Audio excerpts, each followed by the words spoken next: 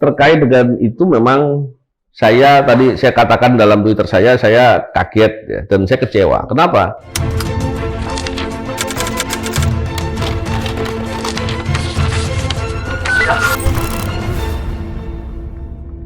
Bismillahirrahmanirrahim. Assalamualaikum warahmatullahi wabarakatuh. Salam integritas, anti korupsi.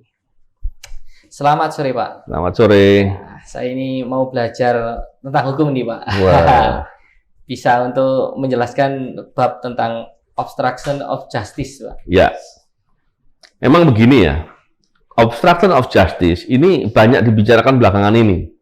Kita mungkin bisa mengetahui dari pemberitaan kasus Durian 3 ya. Ya.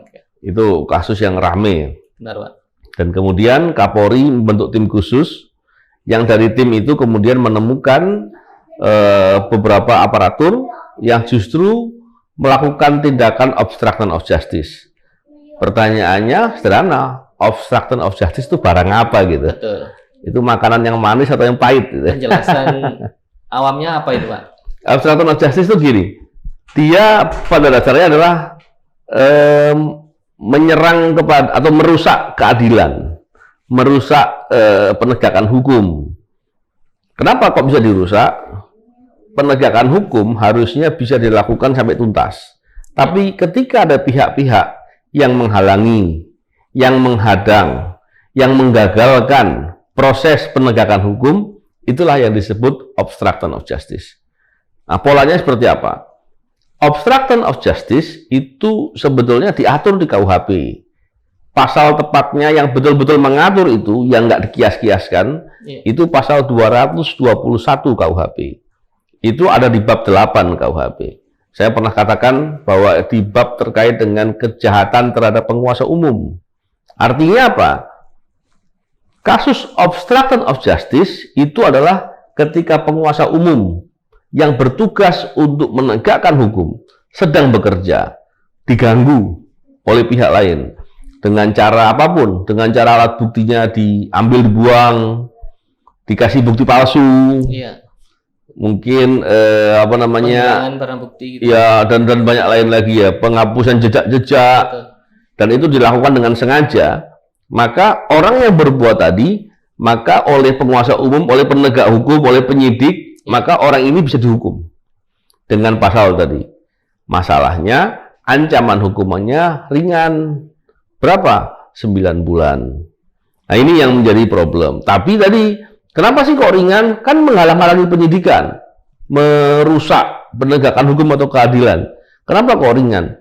Ya karena kan aparaturnya, atau penguasa umumnya, atau penyidiknya telah dibekali perangkat-perangkat, kewenangan dan kekuasaan untuk bisa mengamankan, melakukan tindakan dan lain-lain. Seharusnya ya, kalau penegak hukumnya ini kerjanya cepatan, cekatan dan lain-lain, cepat, maka yang terjadi dia akan bisa segera menyelesaikan dan mengakses bukti-bukti serta mengamankan.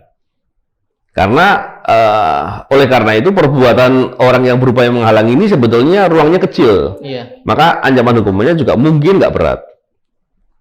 Problemnya adalah di kasus Durian 3, pelaku yang melakukan itu justru malah aparaturnya gitu. Justru malah petugas yang punya kewajiban itu gitu. Nah, itu menjadi problem akhirnya. Nah, ini yang menjadi masalah gitu. Pertanyaannya, apakah ada diatur dalam KUHP atas perbuatan itu? Sepanjang yang saya tahu, tidak ada. Yang ada adalah penegak hukum yang ketika diberi kewenangan, dia menggunakan kewenangannya dengan sewenang-wenang. Sewenang-wenang itu apa? Melebihi dari batas kewenangan atau menggunakan kewenangannya dengan cara yang salah. Itulah sewenang-wenang. Ketika dia melakukan tindakan sewenang-wenang, maka dia diancam dalam pasal 421 KUHP.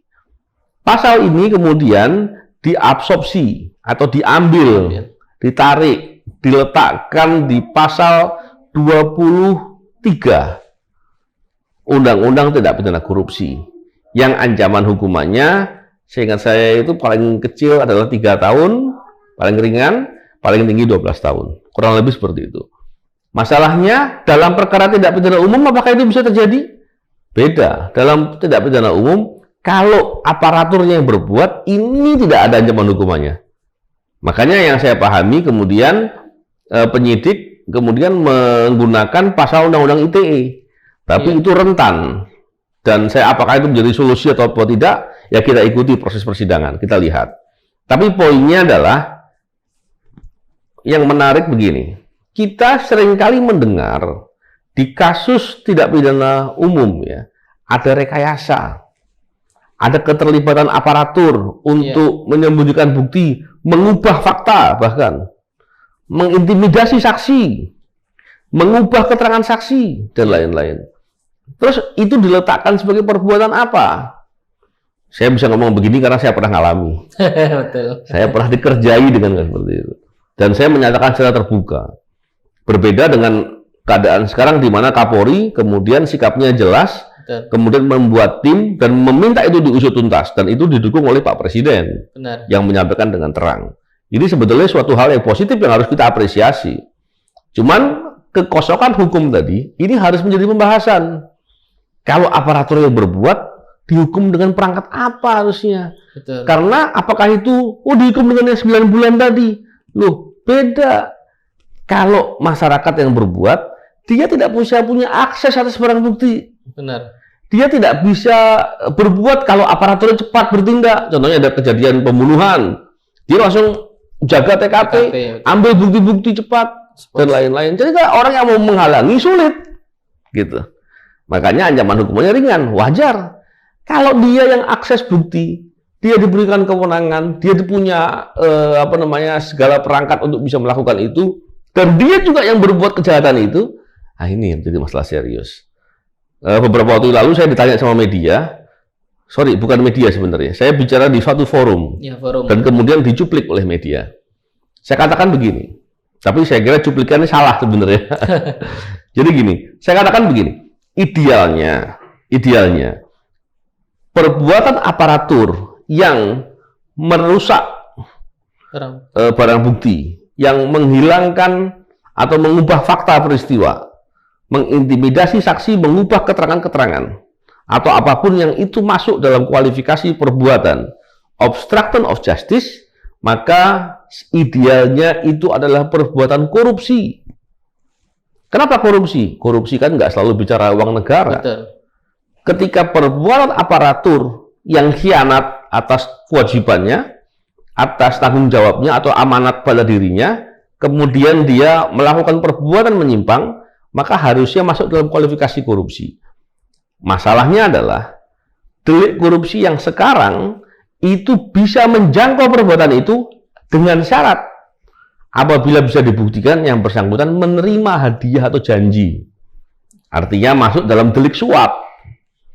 Nah, yang perbuatan seperti tadi belum masuk. Nah, ini yang harus menjadi pemikiran oleh para ahli hukum, oleh pemerintah, terutama oleh DPR. Iya. Legislatif di Komisi 3. Harus melihat ini sebagai permasalahan yang harus dicari. Kira-kira apa? Jangan sampai di kemudian hari, ketika dia berbuat begitu, berbuat obstruction of justice, menghilangkan bukti, mengubah fakta, mengubah keterangan, tapi tidak mempublikasikan apa-apa. Dia diem aja. Ditanya, diem, nggak mau ngomong, diem aja. Terus, mau dikenakan undang-undang ITE, nggak bisa. Kenapa? Dia nggak publikasi. Benar-benar. Nah, ini yang menjadi masalah. Dan ini masalah sangat serius. Oleh karena itu, ruang kosong ini harus diisi. Dan ini masalah serius, karena orang akan melihat fakta yang terjadi sekarang ini bahwa mereka bisa berbuat begitu, ancaman hukumannya ringan, dan kemudian karena dipublikasi sama mereka dalam konteks contohnya konferensi pers dan lain-lain, kemudian itu dijerat dengan undang-undang ITE. Mereka akan mengubah modus. Kalau gitu, kalau mau rekayasa ke depan, jangan publikasi. Benar, dia nggak kena undang-undang ITE, ancamannya ringan. Nah, ini yang menjadi bahaya. Benar. Makanya saya katakan idealnya masuk dalam delik tindak pidana korupsi, walaupun delik yang ada sekarang belum cukup memadai untuk bisa digunakan untuk menjangkau perbuatan tadi. Ya, jadi kasus Duren 3 ini tuntutannya itu hukum ITE, Pak ya? Bukan. Kasus Duren 3 itu ada dua. ya. Kasus pembunuhannya Iya. dan kasus yang kedua obstruction of justice yang mengubah, yang merekayasa atau menghilangkan bukti-bukti dan tindakan lain yang itu adalah upaya menghalang-halangi penyidikan. Itu yang saya maksud. Jadi kalau yang obstruction of justice, setahu saya dalam pembacaan saya dari media-media itu dikenakan di Undang-Undang ITE. Setahu saya begitu.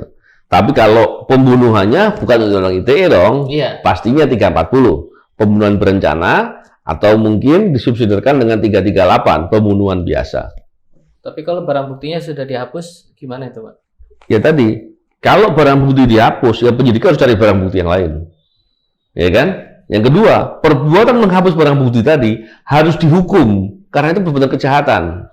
Itulah yang disebut oleh hukum sebagai obstruction of justice. Pak, tadi kita kan bahas yang perihal Ya, obstruction of justice. yang di Duren 3, Pak. Ya, Ini pertanyaan, kebetulan Bapak kenal dan Bapak juga tweet di Twitter perihal Bang Febri menjadi lawyernya Bu Visi, Pak. oh iya, iya, iya. Jadi begini, tentunya Mas Febri, Mas Rasa Malau teman saya. Saya memberikan masukan langsung kepada yang bersangkutan sudah, saya menyampaikan ke publik sudah, dan itu kepentingan saya, dan saya nggak mau menyampaikan berlebihan, karena pada dasarnya seperti apapun saya kasihan atau sayang dengan teman-teman saya ini. Terkait dengan itu memang saya katakan dalam Twitter saya kaget ya, dan saya kecewa. Kenapa? Karena ketika sebagai advokat mestinya kan ada pilihan. Betul. Mana yang masuk hati nuraninya. Ada juga advokat seumpama ada kasus yang terkait dengan miras, dia nggak mau bela. Terkait dengan rokok, dia nggak mau bela. Terkait dengan korupsi, dia nggak mau bela. Kasus ini kan sebetulnya rentan atau kental masalah dengan masalah kemanusiaan. Betul. Terus yang kedua ada problematika terkait dengan masalah rekayasa. Betul. Walaupun rekayasanya sudah diungkap, tapi sejauh mana? Benar. Ini yang kemudian saya melihat belum lagi indikasi-indikasi lain ya, indikasi adanya pengumpulan uang dan lain-lain yang saya nggak pengen bahas lebih lanjut ya. Gimana? Tapi poinnya adalah lebih bagus nggak usah bela itulah, karena kalau bela itu mau mengejar sampai kemana gitu ya, mau mengejar apa, mau mengupayakan apa. Jadi saya pikir masalah kemanusiaan, masalah kepentingan korban itu jauh lebih penting daripada membela yang bersangkutan. Bukan berarti yang bersangkutan nggak boleh dibela. Setiap tersangka atau siapapun yang didakwa dalam suatu perkara itu dia sangat patut dibela. Bukan berarti perbuatannya dibenarkan, Betul. tapi hak-haknya dilindungi. Jadi poinnya di situ. Tapi lebih lanjut saya nggak mau bahas lebih lanjut karena saya lebih memandang perlu untuk memberikan nasihat. Harapannya ya jangan sampai kemudian timbul persepsi di masyarakat seolah-olah kita mau untuk ikut membela suatu kasus yang ada dugaan rekayasanya. Betul. Dugaan yang masalah kemanusiaannya dan lain-lain, dan saya kira itu merugikan. Mengingatkan Bang Febri sama Bang Rasa Mala kan juga dikenal sebagai orang yang punya integritas kan. Ya. Jangan sampai integritasnya dimanfaatin orang. Lah betul, Pak. Itu aja. Mengingat takutnya yang kecewa kan banyak, Pak. Betul. Poinnya itu aja. Poinnya itu. Terima kasih, Pak. Ya. Nanti kita bahas lagi, Pak. Siap, terima kasih. Salam integritas, anti korupsi.